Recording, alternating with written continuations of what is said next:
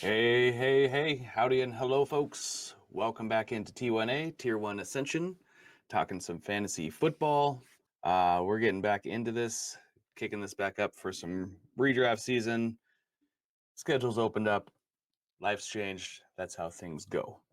But today we're going to talk about some of the rookies that moved all over the draft board when it came to rookies from, draft day from the NFL all the way up until now and kind of where they've settled. So let's get into it.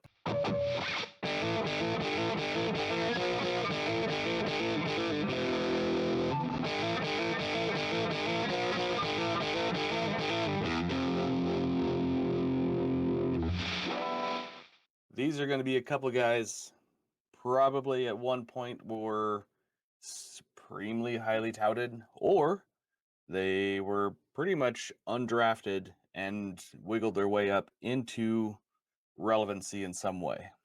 First player up is going to be Will Howard, Pittsburgh Steelers quarterback. Aaron Rodgers is in Pittsburgh now. I guess they're going to try to make a run for the Super Bowl. I don't really see that happening, but you never know. They've got an aging defense. They've got a shaky O-line. I mean, congratulations for Aaron Rodgers. He moves from the 26th rated offensive line to the 25th. Awesome. Arthur Smith's under center, run-centric, play-action pass scheme would have been great for Rodgers pre-Achilles injury. He's not moving as fluid, not moving as quick. So that's why I was really, really high for Will Howard to go to the Steelers. I thought that was going to be a great fit for him to move under center, even though that's not what he did, and be able to take on this offense. From my point of view, Will Howard's getting a year to kind of grow and develop. In the NFL draft, the Steelers took him in the 6th round. No draft capital put into him. Everybody thought, first, second round, they were going to go for a quarterback. So apparently they already had this under the table deal with Aaron Rodgers. He gets to miss all the voluntary camps and come in and do all the mandatory stuff and feel like the savior. The first couple drafts that I'm in, I just watch Will Howard fall, completely undrafted. 6th round, not a lot of draft capital, but you were looking at the depth chart and it was Mason Rudolph and Will Howard pretty much. So there was a shot. Started watching some more film, make sure I'm seeing what I want to see in a quarterback. And you get to see a lot of great stuff from him. To me, what I saw was a little bit more athletic Ben Roethlisberger. And that's why going to the Steelers, it looked pretty good. Will Howard goes to Kansas State for his 4 years, transferred to Ohio State. Everybody's like, well, duh, he did great. 4,000 yards. Well, obviously, not every quarterback that went to the Ohio State, despite having great wide receivers. So, the biggest thing that I always pick up on are quarterbacks that are very accurate. So, we saw that with a little bit of the videos I did on JJ last year, JJ McCarthy. Going into this last season, he had a 73% completion rate coming out of Ohio State. That's in 16 games, essentially an NFL season, regular season almost. Would have been regular season. Came out with 4,000 passing yards, 35 touchdowns. Baker Mayfield's first year in Tampa completed 64% of his passes, 4,444 yards, and 28 touchdowns. Last year, Baker had a 71% completion, 4,541 touchdowns. So if Will Howard can already be an accurate quarterback and get it to the ball to playmakers, that's what we're looking for. We want him to be able to distribute and get touchdowns. In college, he got 35. Yes, he had just an immaculate receiving room, Mbuka and Jeremiah Smith. So Will Howard adds just a touch bit of rushing mobility, nothing eccentric, nothing too exciting. A comparison, obviously, I have for him is Baker Mayfield, although Baker had a much more prolific college record. And we look as a fantasy community for our big rushing quarterbacks to have, like a 450-yard plus rushing upside. Again, I'm just going to compare him to Baker. Baker had 378 last year and 3 touchdowns. So looking at his college stats, we've got a kid that's fairly mobile, 226 yards rushing, granted 105 attempts, but we're not worried about that. Ends up scoring 7 rushing touchdowns, which is fantastic. We love quarterbacks that score rushing touchdowns. They don't have to be highly mobile as long as they can get over the goal line. So, back to my earlier comparison of seeing a more athletic Ben Roethlisberger. He's just built similarly with slight better mobility. I see, Ben was playing at what 6'5", 240, and I think Will Howard is sitting at 6'4" and 236. So pretty comparable in size. Ben only had a total of 246 yards rushing, but you look back in those days, QBs weren't really that mobile or weren't really looking to be rushing quarterbacks. But Will Howard had a great final finish to his college career. He stayed at Ohio State, 6 overall in passing yards. He was second to Shedeur in pass completion percentage of any quarterback that threw over 300 attempts. He ended up with 73.1% passing. He was fourth in touchdown passes with 35. He added 7 more on the ground, so a total of 42 total touchdowns. And just rushing touchdowns, like we were looking at running backs that we were getting excited about, like DJ Giddens. DJ Giddens had 7 rushing touchdowns. Will Howard also ran a 4.7, which is pretty solid even for a pass catching tight end. So he is that little bit slightly more mobile. All right, so a couple big hurdles for Will Howard. Obviously, it's going to be Aaron Rodgers in his way. Hopefully, he'll take some time, be able to learn from him, grow. Hopefully, Aaron Rodgers pulls himself out of himself and actually will help bring the kid along. I think that's what he was supposed to be there for. So, Will Howard moving from a mostly shotgun offense probably into a more mix of under center and shotgun. He's not going to have multiple elite wide receivers. I mean, DK is fine, but they're already looking at replacing or adding to their tight end room by getting Jonnu. You got Roman Wilson. I think Robert Woods is there. Calvin Austin. So you got some little speedsters. Robert Woods being more of a possession guy at this point in his career. With Will Howard being a 6th-round draft pick, the lack of draft capital probably limits the reps he's going to get. He's going to be buried even further down. He'll likely be the third or the on-hand quarterback. That really just limits his ability to get on the field and show what he can do. But right now, out of what we see in what this QB class is, where you can stake him in drafts, it's a great, great taxi player. Will Howard's current draft ADP is at a 312.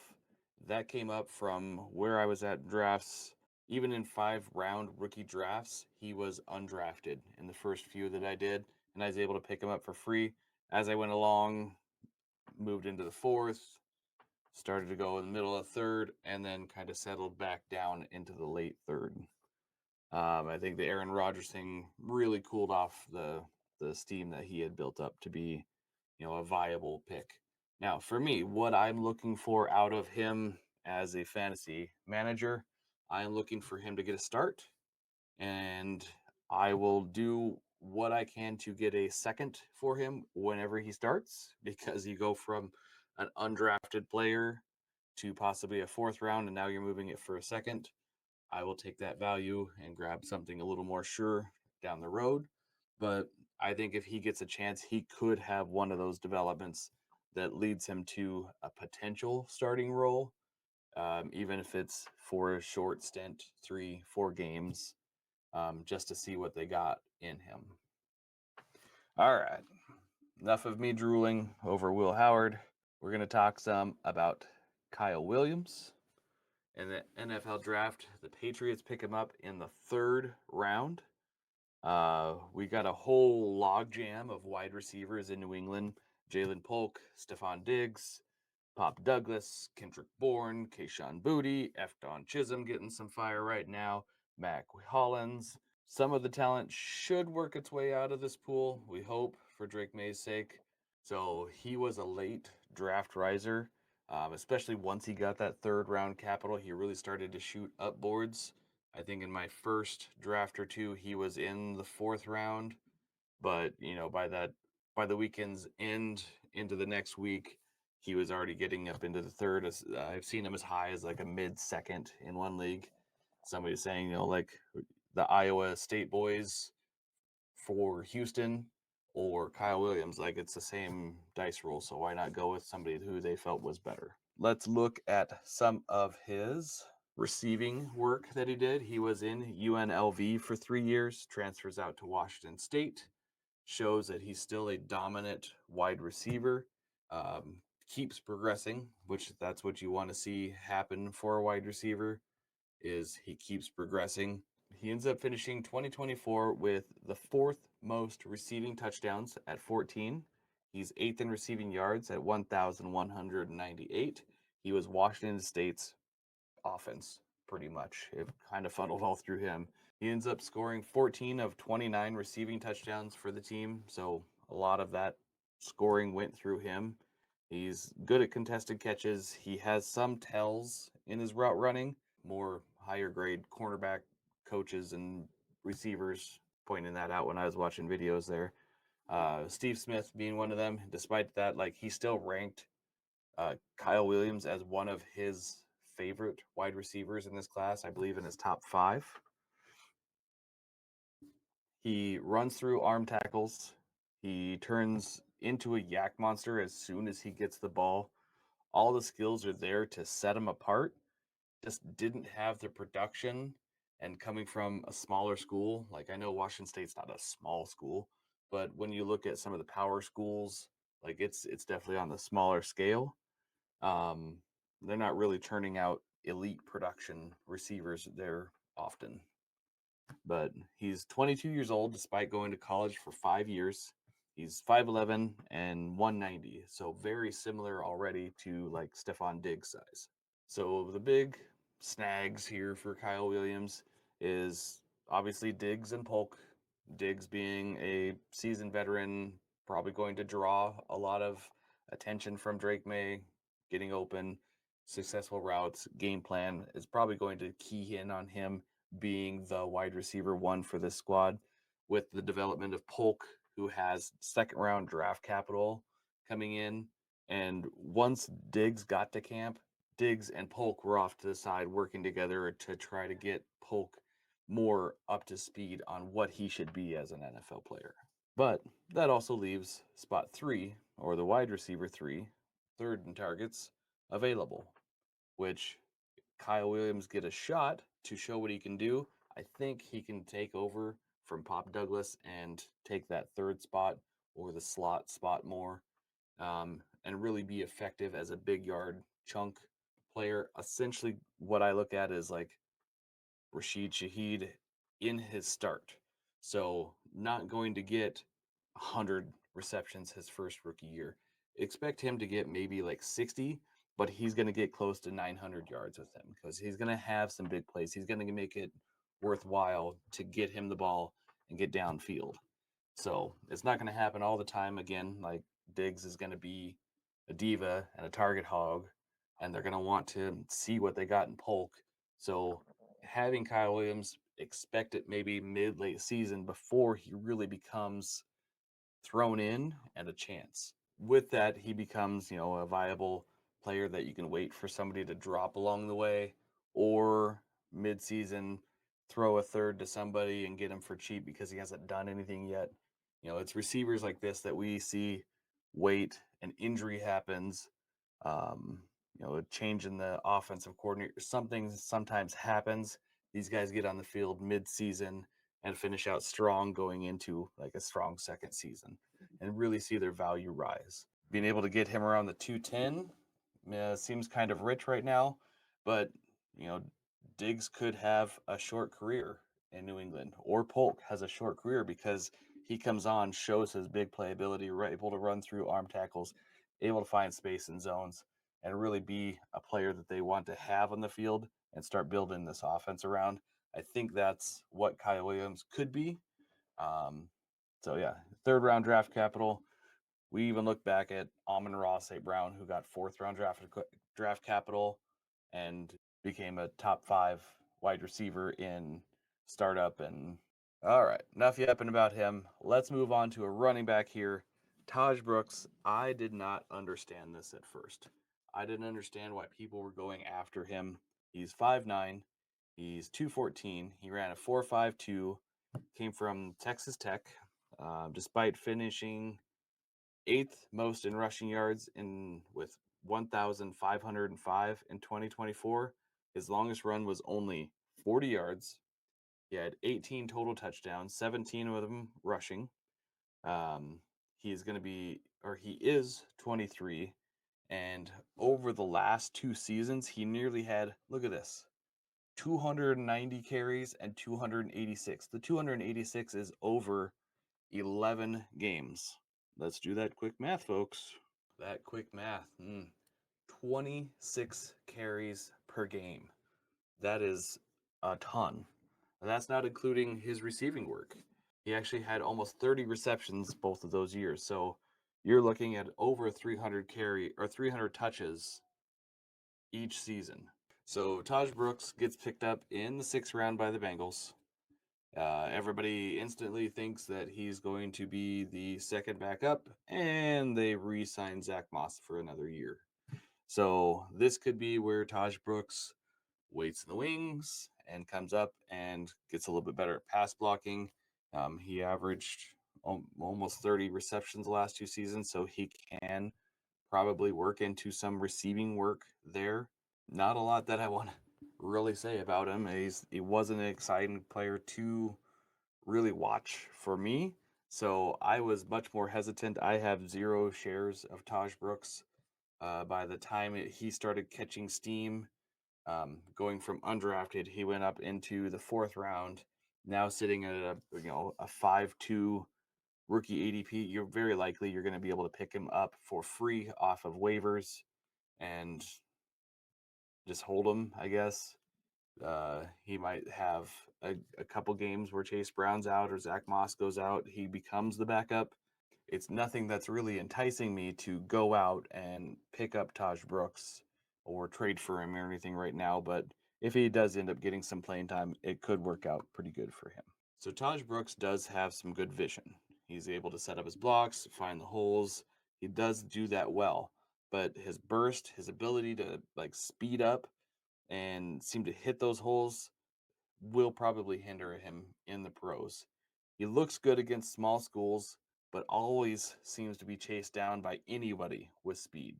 When I pulled this up, his rookie draft ADP was a 502, but I'd just rather have somebody else because he's kind of snuck into the 4th in some places.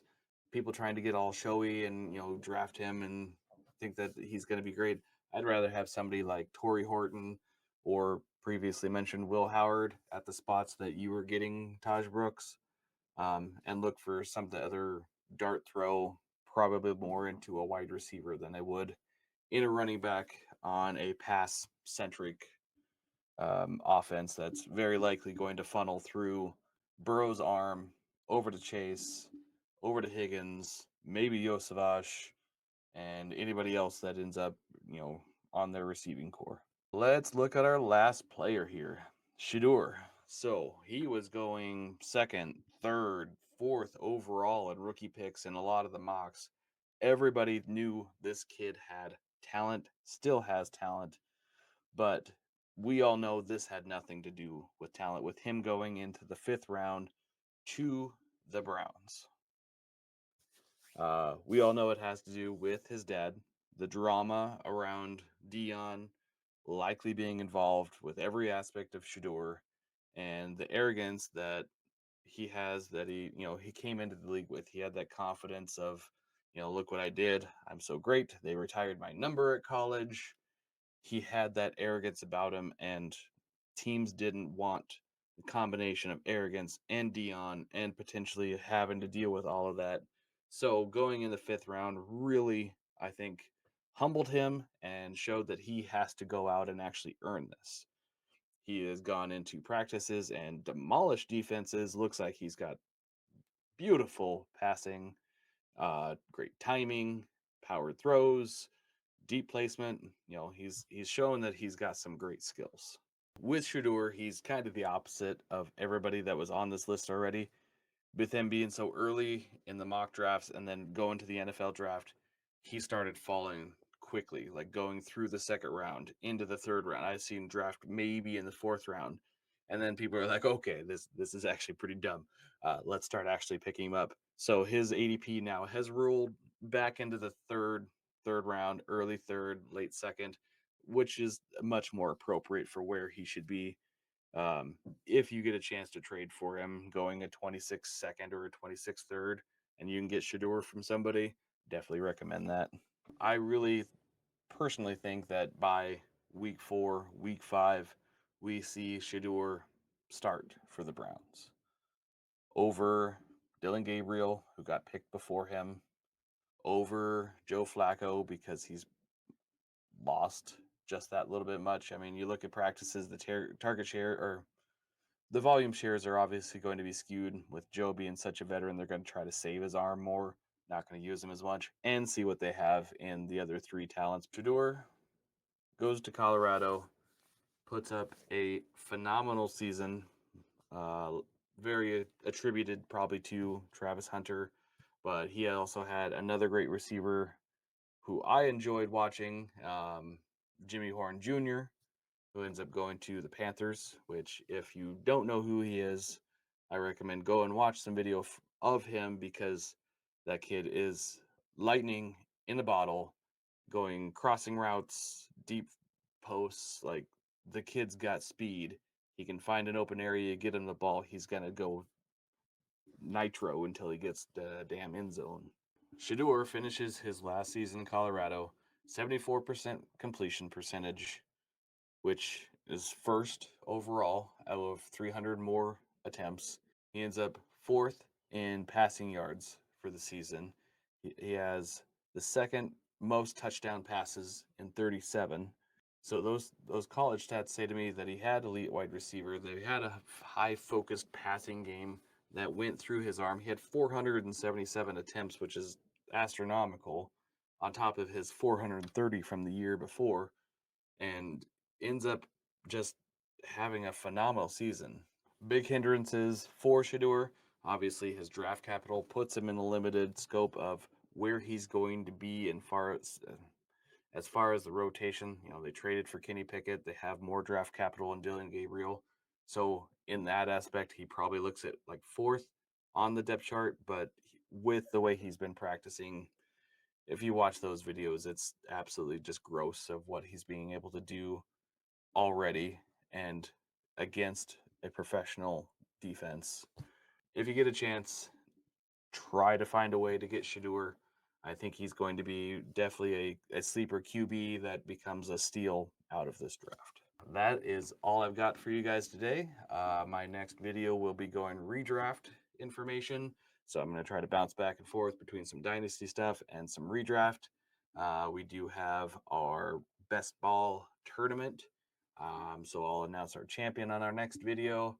Congratulate them. And I will see you guys next time.